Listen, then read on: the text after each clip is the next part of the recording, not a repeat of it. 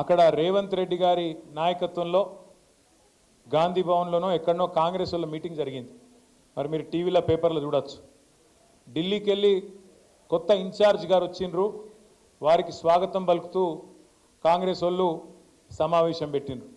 అందులో 3 ఆనిముత్యాలు లాంటి మాటలు నేను చూసిన. 3 ఆనిముత్యాలు, 1 కాదు 2 కాదు 3.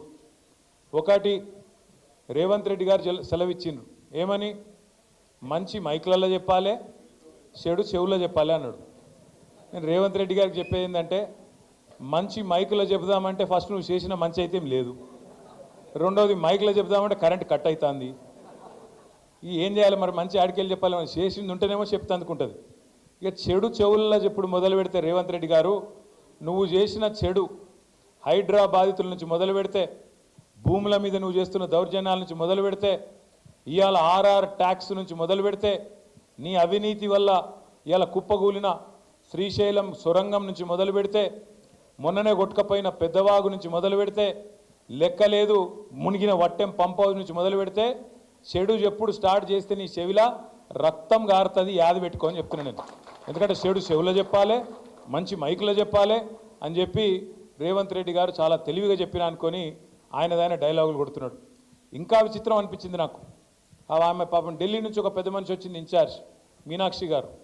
ఆమె చెప్తున్నారు, మీనాక్షి గారు ఆమె ఎయిర్పోర్ట్లో దిగంగానే కాంగ్రెస్ వాళ్ళట కొంతమంది ఆయనతో ఆమె బ్యాగులు మోసేందుకు గురికొచ్చిరట. ఏది? రైల్వే స్టేషన్లో దిగంగానే బ్యాగులు మోసేందుకు గురికొచ్చిరట. చాలా తప్పు, మీరు బ్యాగులు మోయొద్దు, బ్యాగులు మోసి మీ ఆత్మగౌరవాన్ని దెబ్బతీసుకోవద్దు అంటుంది.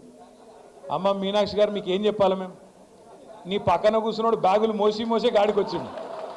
నీ పక్కన కూర్చున్నాడు బ్యాగులు మోసి అప్పుడు చంద్రబాబు బ్యాగులు మోసిండు, ఇప్పుడు ఢిల్లీకి బ్యాగులు మోస్తున్నాడు.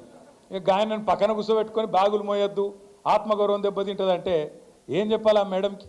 కాబట్టి మీనాక్షి గారు, వాస్తవాలు తెలుసుకోండి, వాస్తవ ప్రపంచంలోకి రండి అని కోరుతా ఉన్నాం. ఇక నిన్న వాళ్ళ మీటింగ్లో చెప్పరాదు ఇక మాటలు, ఆ కథలు. ఆయన చేసిన మంచి అట చెప్పుకుంటే ఒడిసిపోదట. రేవంత్ రెడ్డి గారు చేసిన మంచి ఏం చెప్పాలి ఆయనకు? ఈ 15 నెలల కాలంలో మీరందరూ వాట్సాప్లు చూస్తున్నారు, యూట్యూబ్లు చూస్తున్నారు. ఇప్పుడు ఇక్కడ వచ్చిన ఆడబిడ్డలు ఒక 200 మంది ఉన్నారు. ఏ ఒక్కల దగ్గర నీకు గొట్టం తీసుకుపోయి వాళ్ళ ముఖం కూడా పెట్టుర్రు. ఇప్పుడు వాళ్ళు ఎట్లా మాట్లాడుతుర్రు అంటే, నేను అమ్మతోటి చెప్తున్నా, తెలుగు భాషలో గిన్ని తిట్లుంటాయని నాకు తెలియదు. చూస్తుండ్రా అమ్మ ఏమేమి మాట్లాడుతుండ్రో రేవంత్ రెడ్డి గురించి? అరే ఏం తిట్లు అవి, ఏం తిట్లు! మనిషి అంటోడు ఇంకోడు రోషం ఉన్నోడైతే ఈ పాటికి ఇక్కడ పాడుబడ్డ బాయి చూసుకొని దుంకి వస్తుండే. కానీ రేవంత్ రెడ్డి కాబట్టి బ్రహ్మాండంగా బతికేస్తున్నాడు. ఇంకా మంచి చేసినా డైలాగులు కొడుతున్నాడు. రైతు దగ్గర, ఏ రైతు దగ్గర కనపండి మీరు, అన్న పడ్డాది రైతు బంధు అంటే, ఎక్కడిది? వీడు పచ్చి జూటగాడు ఉన్నాడు. కేసీఆర్ ఉన్నప్పుడే బాగుండే, కేసీఆర్ ఉన్నప్పుడు బ్రహ్మాండంగా ఆడ నాట్లేసే టైంకు దన్న మంచిగా టింగు అనుకుంటా పైసలు పడుతుండే. ఇక ఈయన వచ్చినాక పైసలు లేవు, రైతు బంధు లేదు, ఏం లేదు అని చెప్పి రైతులు తిడతా ఉన్నారు. ఇక ముఖ్యమంత్రి గారికి టింగు అంటే పడది, ఆయనకు టింగు అంటే నచ్చదు. ఎందుకంటే కేసీఆర్ అదికి వస్తాడు, అందుకే కొత్తది కనిపెట్టిండు. ఏమంటాడు ఇప్పుడు ఆయన? టకీ అంటాడు. మీరు పడతాయి చూడు, 26 జనవరి రాత్రి 12 బజే షురు, మీరు తెల్లారు నిద్రలేసే వరకు మీకు బ్యాంకులో నిండా పైసలు మొత్తం, అసలు ఎక్కడికక్కడ మీరు ఇట్లా తెరుసుడాల్సిన ఇట్లా పైసలు బయటకు వస్తాయని చెప్పిండు. పడ్డాయా పైసలు మరి? టకీమని పడ్డాయా? చెల్లె మీకు 2500 పడ్డాయా అయింది మీకు? శంకర్పల్లిలోకి యాదనగిని ఏమైనా ఇచ్చిండేమి? ఏమి లేవు కదా. టకీమని 2500 దిక్కులేవు. ముసలోళ్ళకు పెన్షన్లను ఆశ పెట్టిండు. ఏమన్నాడు ముసలోళ్ళకు?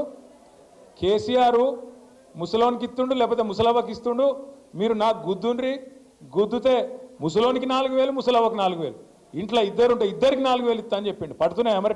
టకీమని 4000, టకీ లేదు టుకీ లేదు. మళ్ళీ రైతులకు చెప్పిండు, కేసీఆర్ 10,000 ఇస్తుండు బిచ్చం ఇచ్చినట్టు, నేను 15,000 ఇస్తా అన్నాడు. వచ్చిందా 15,000 వాళ్ళకన్నా? రైతు కూలీలకు 12,000 అన్నాడు. ఇక మా ఆడబిడ్డలకు కొద్దిగా బంగారం సెంటిమెంట్ ఉంటుంది కదా, దాన్ని పట్టి ఏం చేసిండు? కేసీఆర్ 1,00,000 రూపాయలు ఇస్తాడు. అది కూడా ఎప్పుడు ఇస్తుండు కేసీఆర్? పిల్లలు పుట్టినకి ఇస్తుండు. మీరు నాకు ఓటెత్తే లగ్న పత్రిక పెట్టుకోగానే తులం బంగారం ఇస్తా అని చెప్పిండు. వచ్చిందా తులం బంగారం వాళ్ళకన్నా? తులం బంగారం మరి బంగారం షాపులో నమ్ముతలేరా? ముఖ్యమంత్రికి బంగారం దొరుకుతలేదా, పతారలేదా? మొత్తానికైతే ఈ రాష్ట్రంలో ఈలనాలనని కాదు, అందరు కొంప ఉచ్చుకున్నాడు. రైతులను మోసం చేసిండు, మహిళలను మోసం చేసిండు, ముసలోళ్ళను మోసం చేసిండు, ఉద్యోగస్తులను మోసం చేసిండు, నిరుద్యోగ పిల్లలను మోసం చేసిండు. మూసీతో సాగయ్యే ఎకరాలన్నీ, దాంతో బాగయ్యే రైతులు ఎంతమంది, మూసీ వల్ల సృష్టించే సంపద ఎంత, దీనివల్ల ఏం జరుగుతుంది, ఈ రాష్ట్రానికి ఈ నగరానికి లాభం ఏంది అంటే సమాధానం చెప్పడు. ఎందుకంటే ఆయనకు స్పష్టత ఉంది. 90 పైసలు ఆల్రెడీ అక్కడ ఖర్చు పెట్టినాం పాలమూరు రంగారెడ్డి పొత్తుల పథకంలో. అది పూర్తి చేస్తే కూడా రేవంత్ రెడ్డికి పైసలు రావు, కమిషన్లు దొరకాయి. అందుకే ఏం చేయాలి, మూసీ అని ఒక రంగుల సినిమా రంగుల కళ చూపెట్టి దానిలో 1,50,000 కోట్లు ఖర్చు పెట్టి అందులో ఒక 50,000 కోట్లో 70,000 కోట్లో దండుకోవాలి, ఢిల్లీ పెద్దలకు పంపించాలి, నా కుర్సీ కాపాడుకోవాలనే ఒకే ఒక్క తాపత్రయంతో, ఢిల్లీకి మూటలు పంపాలనే ఒకే ఒక్క తాపత్రయంతో ఈ ముఖ్యమంత్రి గారు పనిచేస్తూ ఉన్నారు. నీళ్లు, నిధులు, నియామకాలు, ఈ మూడిట్లో కేసీఆర్ గారు సంపూర్ణంగా న్యాయం చేసిండు. మరి వీళ్ళేం చేస్తాను, నీళ్ళేమో పాతాళం పోయినాయి, మొత్తం బోర్లు ఎత్తిపోతున్నాయి, నీళ్లు పాతాళానికి పోయినాయి. కేసీఆర్ మీద కోపంతో కాళేశ్వరాన్ని ఎండబెడితే ఇవాళ పొలాలు ఎండిపోతున్నాయని రైతులు ఏడ్చే పరిస్థితి జనగామలో, సిరిసిల్లలో, సిద్దిపేటలో, ఎన్నో జిల్లాల్లో ఇలా రైతులు పొలాలు ఎండిపోతున్నాయని ఏడుస్తున్నారు. తుంగతుర్తిలో, కోదాడలో, సూర్యాపేటలో అక్కడ కూడా ఏడుస్తూ ఉన్నారు, టెయిల్ ఎండ్ గ్రామాలకు నీళ్ళు వస్తలేవని. నీళ్ళేమో పాతాళానికి పోయినాయి, నిధులేమో ఢిల్లీకి పోతున్నాయి. టకీమని మీకు పడతలేవు, కానీ ఢిల్లీలో రాహుల్ గాంధీ ఖాతా మాత్రం మోగుతున్నది. టకీమని అక్కడ వేల కోట్ల రూపాయలు రేవంత్ రెడ్డి గారి కుర్సీని కాపాడుకునేందుకు పైసలు మాత్రం, మూటలు మాత్రం ఢిల్లీకి టంచంగా ముడుతున్నాయి. ఇక మూడోది నియామకాలు ఎప్పుడో గాలికి పోయినాయి. జాబ్ క్యాలెండర్ అన్నాడు, 2 లాఖ్ ఉద్యోగాలు అన్నాడు. రేవంత్ రెడ్డి చెప్తే నమ్మతలేరని రాహుల్ గాంధీని పట్టుకొచ్చిండ్రు, అశోక్ నగర్ చౌరస్తాలో కూర్చోబెట్టిండ్రు, ఛాయ్ తాగిపించిండ్రు, బావర్చీల బిర్యానీ తినిపించారు.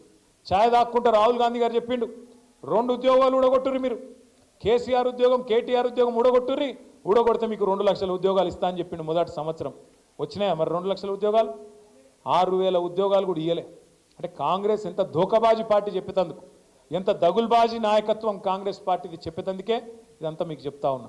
ఇదంతా పరిస్థితి గిట్లుంటే రేవంత్ రెడ్డి గారు మొత్తుకుంటాను మైకులలో, తెలంగాణ ఈజ్ రైజింగ్ అట. తెలంగాణ ఎన్లా rising? Telangana is definitely rising. ఎన్లా? క్రైమ్ రేట్ల రైజింగ్. నువ్వు వచ్చినాక క్రైమ్ రేటు బ్రహ్మాండంగా 23% పెరిగింది. Telangana is rising. అప్పులలో బాగా పెరిగింది. గతంలో కేసీఆర్ గారు సంవత్సరానికి 40,000 కోట్లు అప్పు చేస్తే ఆ అప్పుతోని సంపద సృష్టించిండు, ఆ అప్పుతోని కరెంటు సమస్య పరిష్కారం చేసిండు, అప్పుతోని సాగునీరు తెచ్చిండు, ఆ అప్పుతోని ఇంటింటికి తాగునీరు ఇచ్చిండు, ఆ అప్పుతోని 32 మెడికల్ కాలేజీలు కట్టిండు, 1000 గురుకుల పాఠశాలలు పెట్టిండు, ఆ అప్పుతోని మరి తెలంగాణ రైతులకు 1,00,000 కోట్లు ఇచ్చిండు. నేను రేవంత్ రెడ్డిని అడుగుతున్నా, సంవత్సరానికి 40,000 కోట్ల రూపాయలు కేసీఆర్ ప్రభుత్వం అప్పు చేస్తే అప్పుల పాలు చేసిండని చెప్పి లబలబా అన్నావు. మరి నువ్వేం చేస్తున్నావు ఇవాళ? ఒకటే ఒక్క సంవత్సరంలో కేసీఆర్ ప్రభుత్వం 40,000 కోట్ల అప్పు చేస్తే సంవత్సరానికి 1,50,000 కోట్ల అప్పు చేసిన మాట వాస్తవం కాదా?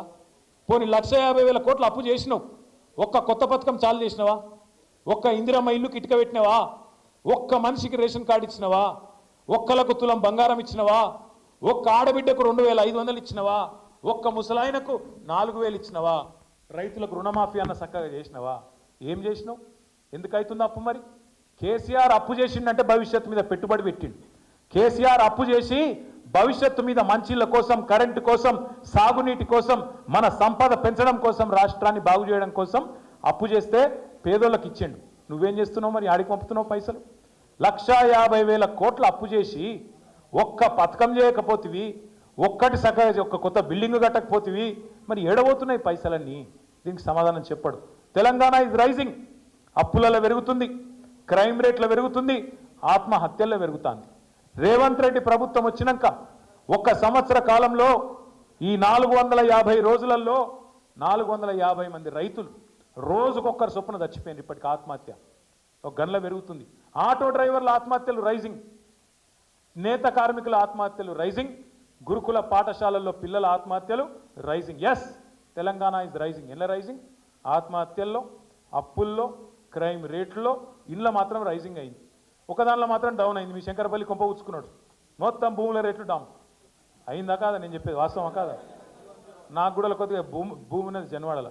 ఇక దానికి ఇక భూ ప్రపంచంలో ఎవరికి లేదట భూ, జన్వాడలో నాకే ఉందట భూమి. దాని ఎంబడ పడ్డాడు. సరే పడితే వాడు కూలగొట్టరా భయ ఊకెళ్ళి వెళ్ళింది, హైడ్రా పెట్టిందే నా కోసం అట. హైడ్రా పెట్టి కూలగొడుతుందికే పెట్టినాడ కూలగొట్టుకోరా పోయి ఊకెళ్ళలేదని చెప్పిన ఏం చేయాలి ఇక మరి గట్లా తయారైంది కథ. ఇంకా ఘోరం ఏంటంటే వెనకటికి ఎవడో ముఖం బాగాలేక అద్దం బాల కొట్టుకున్నాడు. ఇప్పుడు నీకు అధికారం రానే వచ్చే నువ్వే ముఖ్యమంత్రి అవుతుంది, నువ్వే రై మంది తిరగబడుతుంది, రోజు కనబడబడుతుంది టీవీల పేపర్లలో. మరి నేను అడుగుతున్నా రేవంత్ రెడ్డి గారిని, 14-15 నెలల తర్వాత కూడా ఇంకా కేసీఆర్ని తిట్టుకుంటూనే బతుకుతావు. ఇక గాడ శ్రీశైలం సొరంగం కూలిపోయింది. ఏది రేవంత్ రెడ్డి అధికారంలోకి వచ్చినాక 15 నెలలకు ఆలోచన లేకుండా అర్థం పర్థం ఆగమాగం చాలు చేసిండ్రాడు. ఆడ నీళ్ళు వచ్చి మొత్తం గందరగోళం ఉండి బురద ఉండి చక్కగా చూసుకోకుండా ఇంజనీర్లను తెలుసుకోకుండా ఆగమాగం కమిషన్ల కోసం ఆయనతో పని చాలు చేసిండ్రు. ఏమైంది? 8 మంది వాళ్ళు ఇరుక్కపోయిండ్రు. ఒకడేమో చచ్చిపోయినట్టాడు కాంగ్రెస్ వాడు, ఆ 8 మంది చచ్చే పీకినట్టాడు. ఇంకోటేమో ఇంకా కాలే అంటాడు. రేవంత్ రెడ్డి ఇంతవరకు అటు మర్రి కూడా చూస్తలేడు. ఇంకొక మంత్రి ఏమో బీఆర్ఎస్ వాళ్ళు చేయబట్టే కూలిపోయింది అంటాడు. ఇది ఎక్కడి బాధ? 15 నెలల తర్వాత ఇవాళ అక్కడ సొరంగం కూలిపోతే బీఆర్ఎస్ వల్ల కూలిపోయిందంటే ఇది ఎక్కడ అన్యాయము? ఇక పోనీ కూలిపోయింది, ముఖ్యమంత్రి ఆడు చూడడు, కొంతమంది మంత్రులు పోయినారు. పోతే మంత్రులు ఏం చేయాలి? ఆడ పోయి నిజంగా ఆ కార్మికుల కుటుంబాలకు ధైర్యం చెప్పాలి, ఏమన్నా అయితే మేము ఆదుకుంటామని చెప్పాలి, తప్పు జరిగిందని క్షమాపణ అడగాలి, మర్యాదగా మాట్లాడాలి. కానీ మరి ఏం చెప్తారు వాళ్ళు? ఒకడేమో చేపల కూర తింటుడు, ఇక్కడ చేపలు బాగుంటాయి శ్రీశైలంలో, రేయు తిందామని వాడు ఒకటి తింటాడు, ఆడవాడు దాస్తుంటే వీడేమో తింటాడు. గత నీతి లేని వాళ్ళు మంత్రులు. ఇంకొక ఆయన ఇంకా విచిత్రం ఇది. ఇడ ఏం జరగలేదు, ప్రమాదం ఏమైందంటే నీళ్లు వాటర్ కలిసిందట. నీళ్లు వాటర్ కలిసిందిరా నాయన. గిసొంటోళ్ళు మంత్రులు, మన కర్మానికి రేవంత్ రెడ్డి ముఖ్యమంత్రి, గిసొంటోళ్ళు మంత్రులు. వీళ్ళ కథనమే ఇట్లున్నది. కాంగ్రెస్ వాళ్ళ కథ, కాంగ్రెస్ వాళ్ళ అందం గిట్లుంది.